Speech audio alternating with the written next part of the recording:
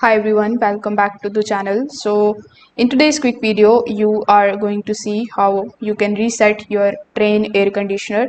So if it is not cooling properly, if it is not turning on or on the display, if it is showing you any type of error, a quick reset is basically something that you can do in order to fix the issue.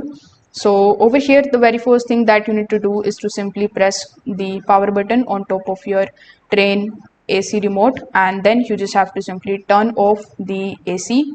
Now when it is turned off, you just have to also basically use the circuit breaker, and you need to basically disconnect the power from there as well. Afterwards, you just have to do nothing but to just simply wait for at least 5 and max 10 minutes. After this time duration, you just have to turn on the circuit breaker, and by default, if you are using a radiator, you are going to see the 10-second countdown on top of it. If you don't have it, you just have to basically on your own simply wait for at least 30 to 60 seconds before turning the basically before turning it on again with the help of your remote.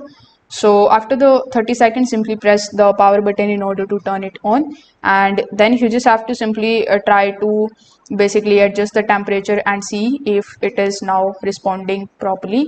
If it is responding properly, it simply means that the reset is successful. So that's how you can basically reset it.